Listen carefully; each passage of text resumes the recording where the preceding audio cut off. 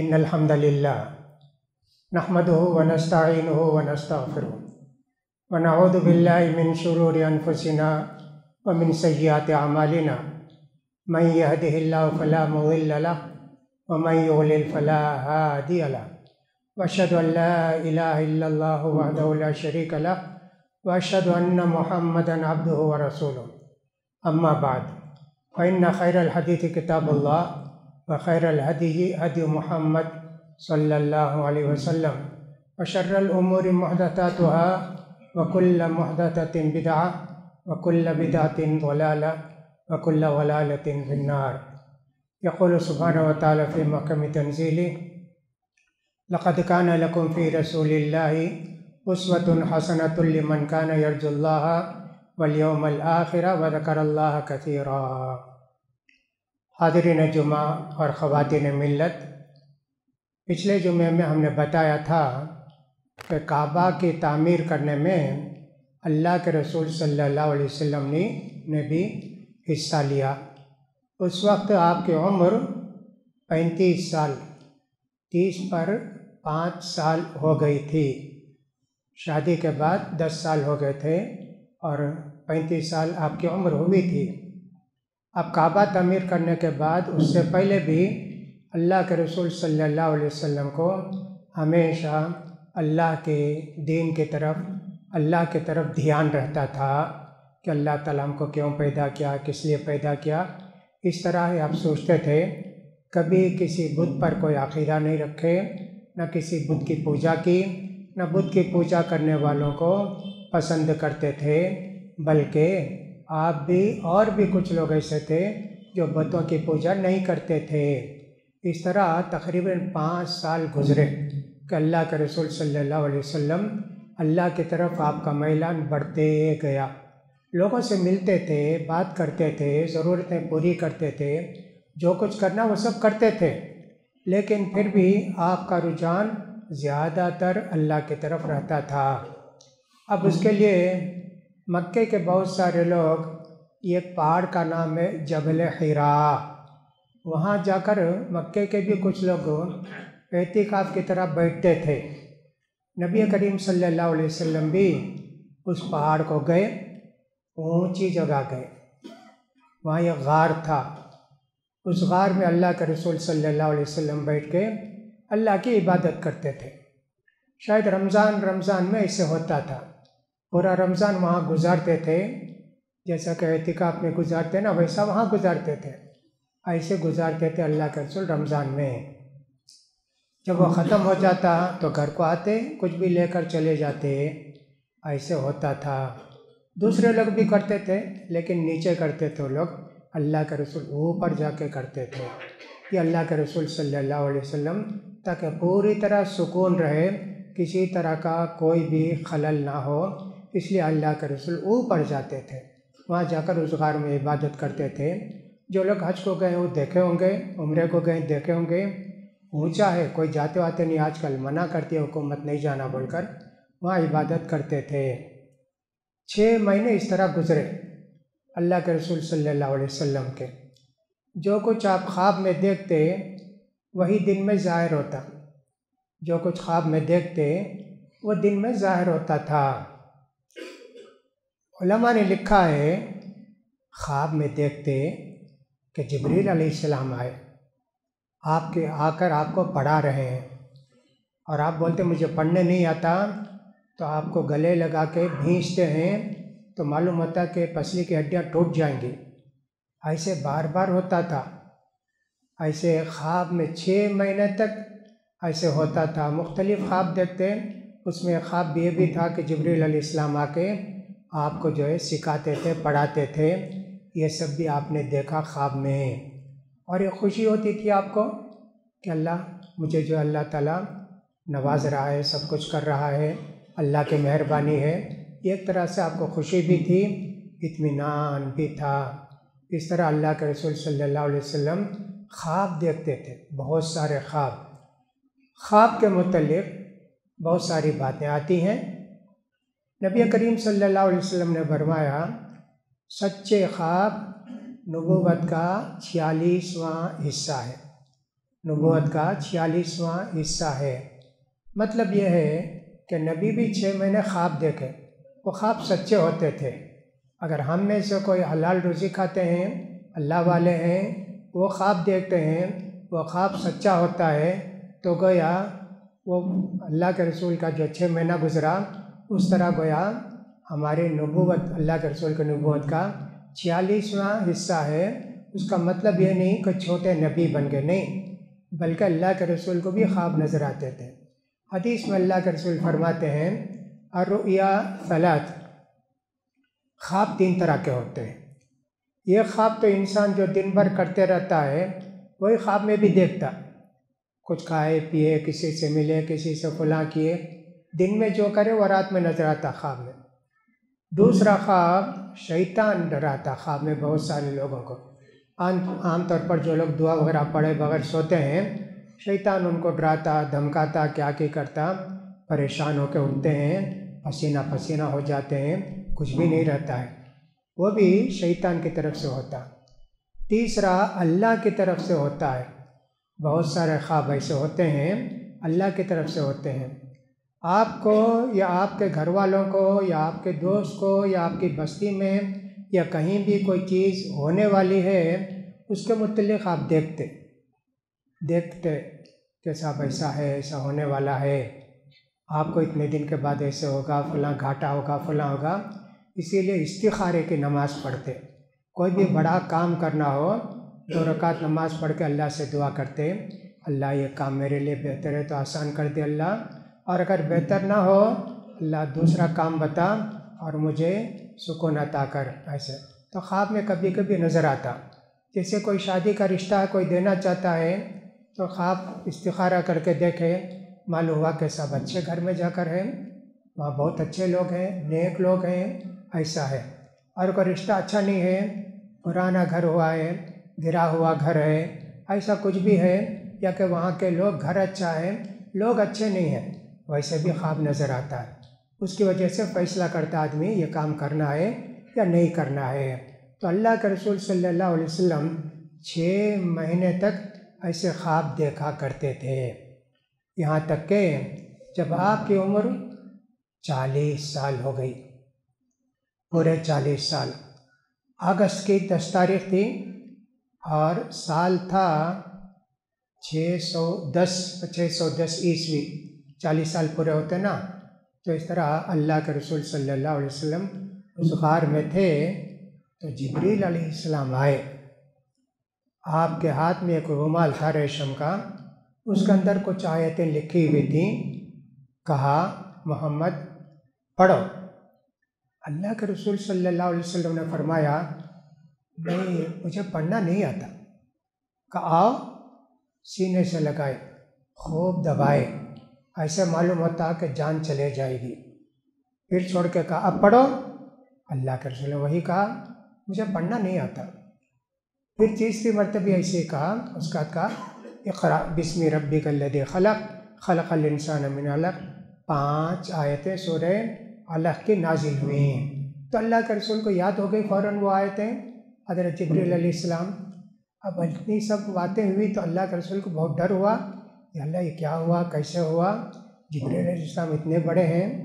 तो गार हिरा से निकल कर गोया वो आप आए बाहर घर को जाने के लिए, तो आवाज़ आई। उसे यह भी मालूम होता है जिब्रील अलैहिस्सलाम ने अपने पर से पत्थर को मारा, पानी निकलने लगा। तो जिब्रील अलैहिस्सलाम भी वज़ू किए, अल्लाह के रसूल भी वज़ू किए। जिब्रील अलैहिस्सलाम ने अल्लाह के रसूल सल्लल्लाहु अलैहि वसल्लम को 2 रकात नमाज पढ़ाई। जिब्रील अलैहिस्सलाम पढ़ाए, 2 रकात नमाज पढ़ाए। फिर उसके बाद अल्लाह के रसूल घर आने के लिए तैयारी किए तो आवाज़ आई, मोहम्मद इधर उधर देखे, आसमान की तरफ देखे और आसमान बंद हो गया था। जिब्रील अलैहिस्सलाम के पर उठने थे। अल्लाह के रसूल को इतना डर हुआ कि आप वैसे ही नीचे देखते रह गए, बैठ गए, घर को जाने नहीं हुआ। खदीजा रज़ी अल्लाह ताला अन्हा आपका इंतज़ार कर रही थी, नहीं आए तो कुछ लोगों को भेजा, जाओ देखो मोहम्मद नहीं आए, क्या हुआ देख कर आओ। तो घर वाले गए तो अल्लाह के रसूल वहाँ थे, बुला कर लेकर आए। गारे हिरा को जाते, सबको मालूम था ना बुलाकर अल्लाह के रसूल सल्लल्लाहु अलैहि वसल्लम को लेकर आ गए घर के अंदर। पूछा खदीजा रज़ी अल्लाह अन्हा ने, क्या हुआ तुमको? अल्लाह के रसूल सल्लल्लाहु अलैहि वसल्लम ने सारी बातें बताई, ऐसा हुआ, और उन्होंने कहा मुझे मैं अल्लाह का रसूल हूँ।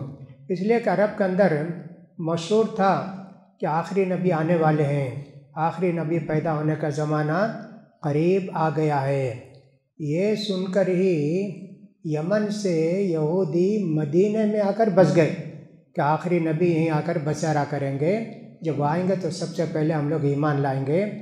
पूरे लोगों को मालूम था नबी आने वाले हैं, नबी आने वाले हैं, इस तरह लोगों को मालूम था। तो मक्के वालों को भी मालूम था कि आखिरी नबी आने वाले हैं। तो जाके हज़रत खदीजा रज़ियल्लाहु तआला अन्हा सुनकर सारी बातें ले कर गई अल्लाह के रसूल को। आओ, हमारे चचा हैं, चचा के बेटे हैं वरक़ा बिन नौफल, या तो चचा के बेटे थे या चचा थे, वो भी नसरानी थे, ईसाई थे, दीन कबूल कर लिए थे, इब्रानी लिखना पढ़ना जानते थे और वो पढ़ते थे बाकायदा। उनको भी मालूम था कि आखिरी नबी आने वाले हैं, आखिरी नबी आने वाले हैं, उनको भी मालूम था। जाके सारी बातें अल्लाह के रसूल सल्लल्लाहु अलैहि वसल्लम की हज़रत खदीजा ने सुनाई, अल्लाह के रसूल ख़ुद सुनाए, ऐसा हुआ ऐसा हुआ।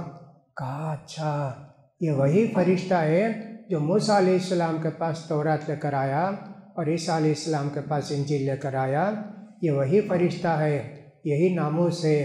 इस तरह उन्होंने तसल्ली दी। ये सब तसल्ली दे के बोले आप अल्लाह के रसूल हैं।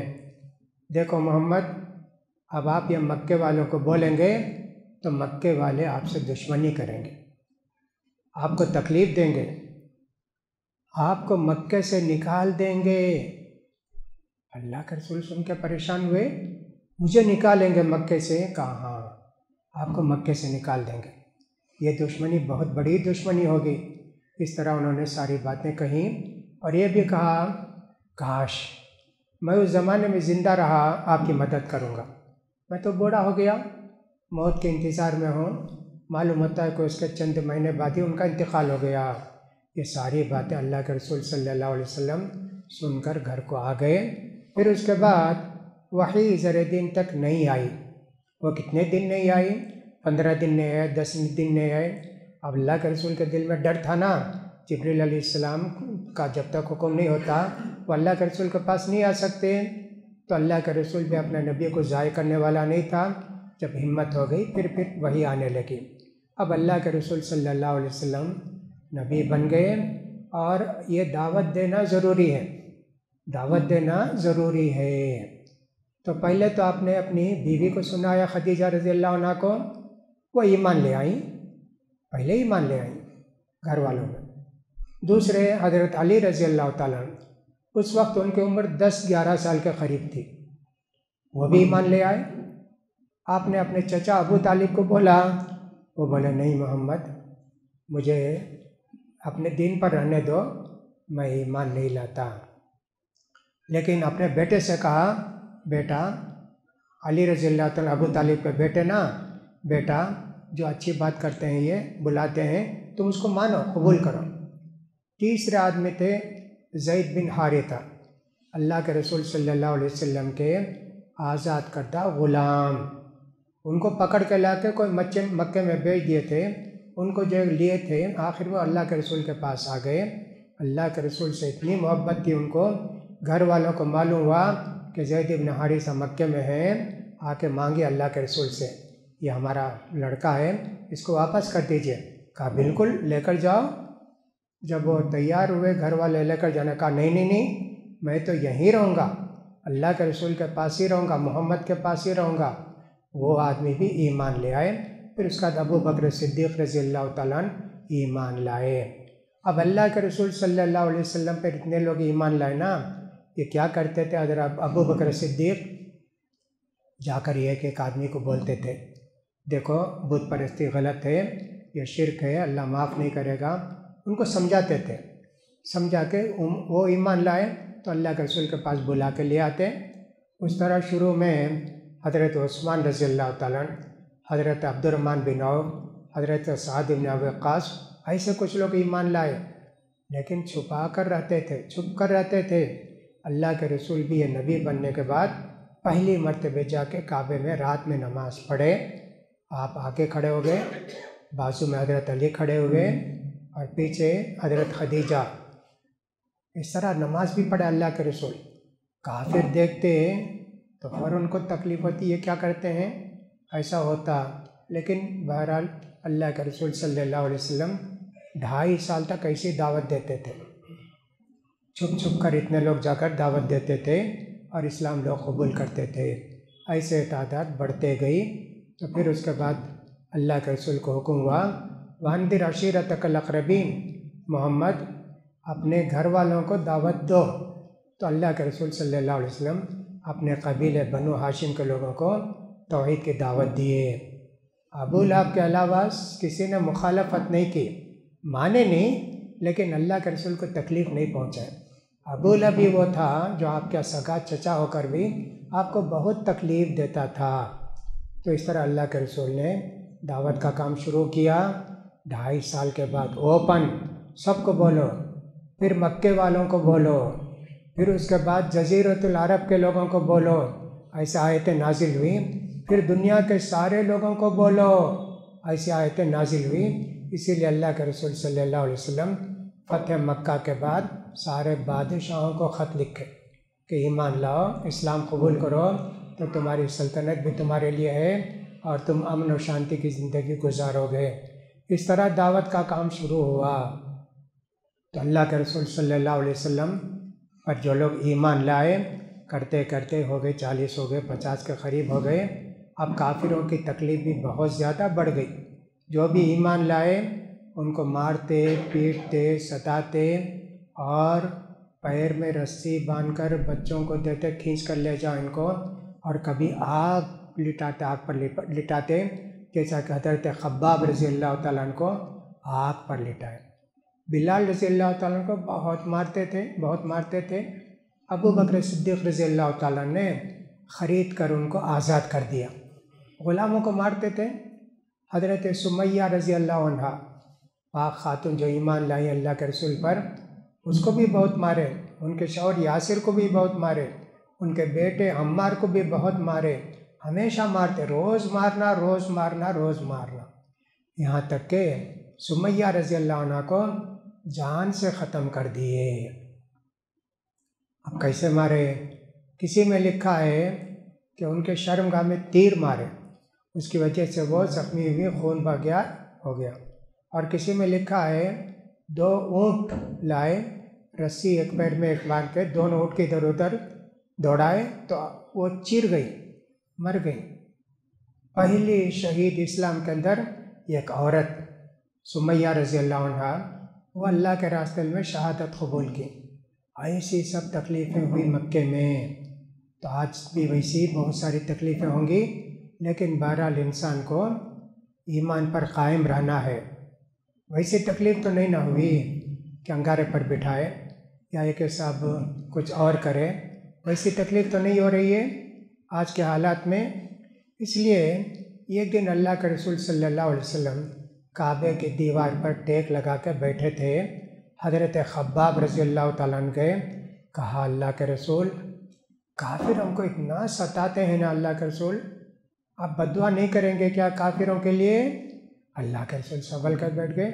कहा इतनी जल्दी करते, इतनी जल्दी करते, अम्बिया पर जो ईमान लाए उनको कैसी कैसी तकलीफ़ें हुई तुमसे पहले मालूम है तुमको?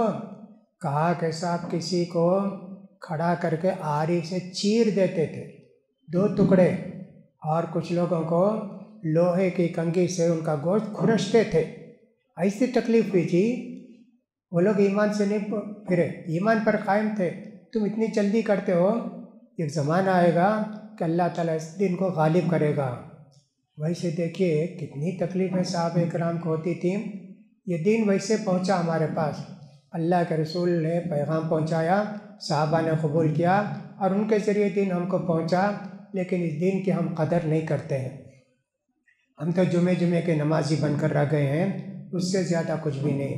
लिहाजा मेरे भाइयों, दीन की कदर करो और दीन की बातों की कदर करो और इन सब चीज़ों को याद रखो, तो तो अल्लाह के रसूल सल्लल्लाहु अलैहि वसल्लम इस तरह दावत का काम करते थे। फिर उसके बाद अल्लाह के रसूल सल्लल्लाहु अलैहि वसल्लम नमाज नहीं पढ़ सकते थे काबे में, बाहर जाकर कहीं नमाज पढ़ते थे। 2 रकात नमाज पढ़ना, सुबह में 2 रकात, शाम में 2 रकात, उतना ही। कहीं दूर जाकर नमाज पढ़ते थे, काफिर ना देख लिए नमाज पढ़ते हैं तो फिर बहुत मारेंगे ना। तो अल्लाह के रसूल इतनी जो है तकलीफ़ उठाए, नमाज पढ़ते थे और 2-4 आदमी भी आपके साथ जाके नमाज पढ़ लेते थे। कैसी कैसी तकलीफ़ अल्लाह के रसूल को हुई। तो नमूना अल्लाह के रसूल का अपनाओ। अल्लाह ने कहा ना, अल्लाह के रसूल की ज़िंदगी के हालात हमको ना मालूम हो तो हम अल्लाह के रसूल की कदर कैसे करेंगे, अल्लाह के रसूल से मोहब्बत कैसे पैदा होगी, अल्लाह के रसूल के दीन पर कैसे अमल करेंगे। तो लिहाजा मेरे भाइयों, ये जो सीरत का दर्स सुनाया जाता है हर हफ्ते, हर जुमे को, उसका मकसद यही है कि हमारे दिलों में अल्लाह के रसूल की मोहब्बत भी पैदा हो, आपकी कदर भी हो कि हमारे रसूल हमारे लिए कितनी तकलीफ़ उठाए हैं, कितनी परेशानियाँ उठाए हैं, वो दर्द हमारे दिल में पैदा हो, ताकि हमको छोटी छोटी सुन्नत पर अमल करने का भी शौक़ पैदा हो जाए और दीनदार लोगों से मोहब्बत पैदा हो जाए। ज़माना ऐसा हो गया है कि दीनदार लोगों से लोग मोहब्बत नहीं करते, दुनियादार लोग दीनदार लोगों से मोहब्बत नहीं करते। जैसे कि बाज़ मरतबा ऐसे होता है, किसी लड़की का रिश्ता देखे, अब वो आदमी इत्तिफाक से जो लड़का है नमाजी है, दाढ़ी भी रखा है और सब तक़वे वाला है, उसके लिए लड़की देखेंगे तो नहीं हम लड़की नहीं देंगे, वो इतनी बड़ी दाढ़ी रखा है और वो इतने जल्दी नमाज सब शुरू कर दिया है, ऐसा बोलते ना। क्या मतलब ये दीन से दूरी, दीन की कदर नहीं, अल्लाह के रसूल की सीरत को नहीं जाने, अल्लाह के रसूल सल्लल्लाहु अलैहि वसल्लम की बातों को नहीं जाने। कितने रिश्ते इसलिए कट जाते हैं, इसलिए नहीं देते कि साहब वो लड़का जो है नमाज़ पढ़ता और उसके पेशानी में नमाज का चट्टा है और साहब वो आदमी दाढ़ी रखा है। मुसलमान ऐसे करते हैं, आप सोच सकते हैं क्या ऐसी ज़िंदगी हो जाएगी। लिहाजा मेरे भाइयों, हमारे नबी की कदर करना चाहिए, हमारे नबी की इज़्ज़त करनी चाहिए। अल्लाह के रसूल का नाम जब भी लिया जाता है आप पर दरूद भी पढ़ना चाहिए और अल्लाह से दुआ भी करना चाहिए, अल्लाह हमारे रसूल की मोहब्बत हमारे दिलों में सबसे ज़्यादा डाल दे। बाल बच्चों से भी, माँ बाप से भी, सारे लोगों से भी हमको दुआ करते रहना चाहिए, इसलिए कि अल्लाह के रसूल सल्लल्लाहु अलैहि वसल्लम फरमाते हैं, ला युमिनु अहदुकुम हत्ता अकुना अहब्बा इलैहि मिन वालिदिही व वलदिही वन्नासि अजमाइन। तुम में का कोई भी आदमी उस वक्त तक कामिल मुसलमान नहीं हो सकता जब तक कि उसके दिल में मेरी मोहब्बत यानी अल्लाह के रसूल की मोहब्बत उसके बीवी बच्चों से, बेटों से, बाप से, सारे लोगों से ज़्यादा ना हो जाए। ऐसे हुआ एक मरतबा जब अल्लाह के रसूल सल्लल्लाहु अलैहि वसल्लम सुनाए तो हज़रत उमर रज़ियल्लाहु ताला ने कहा, अल्लाह के रसूल आप मुझे हर चीज़ से प्यारे हैं, हर चीज़ से प्यारे हैं, लेकिन मेरी मोहब्बत मेरे दिल में ज़्यादा है। हज़रत उमर के दिल में अपनी कदर, अपनी मंजिलत।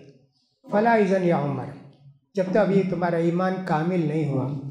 हज़रत उमर फ़ौरन अल्लाह से दुआ किए, अल्लाह मेरे दिल में अल्लाह के रसूल की मोहब्बत डाल दे और ज़्यादा से ज़्यादा मैं आपसे मोहब्बत करूँ। तो फिर फ़ौरन बोले, हाँ अल्लाह के रसूल, अब मैं इकरार करता हूँ सबसे ज़्यादा मोहब्बत आपकी मेरे दिल में, मेरे दिल में सबसे ज़्यादा मोहब्बत आपकी है। इसलिए हज़रत उमर रज़ियल्लाहु ताला अन्हु जब अल्लाह के रसूल का इंतकाल हुआ, इतनी मोहब्बत थी हज़रत उमर को, कहने लगा अगर कोई बोला अल्लाह के रसूल का इंतकाल हो गया मैं गर्दन काट दूँगा, मैं उसे कत्ल कर दूँगा। अल्लाह के रसूल इंतकाल नहीं हुए, अल्लाह के पास गए हैं, थोड़ी देर के बाद देखो ज़िंदा हो जाते। ये मोहब्बत ऐसी थी हज़रत उमर को कि सब अल्लाह के रसूल की मोहब्बत उनके दिल में इतनी थी, आपका गम वो बर्दाश्त नहीं कर सकते, यानी जैसे पागल हो जाते ना कोई ख़बर सुन के, वैसा था हज़रत उमर के दिल में। हज़रत अबू बकर के दिल में और भी ज़्यादा मोहब्बत थी, लेकिन तवाज़ुन था, एतदाल था। सुनकर वो आपे से बाहर नहीं हुए, आकर सब कुछ किए। ऐसा कुछ हुआ। ये देखिए इतनी सीरत की बातें हैं, इंशाअल्लाह और भी चंद बातें इस सिलसिले में बयान करने की कोशिश करेंगे। अल्लाह से दुआ है कि अल्लाह ताला हमारी गलतियों को माफ़ फरमाए, गुनाहों को माफ़ फरमाए। अल्लाह ताला हमारे दिलों में रसूल करीम सल्लल्लाहु अलैहि वसल्लम की मोहब्बत सबसे ज़्यादा डाल दे। आपके नमूनों को अपनाने के अल्लाह ताला हम सबको तौफीक नसीब फरमाए।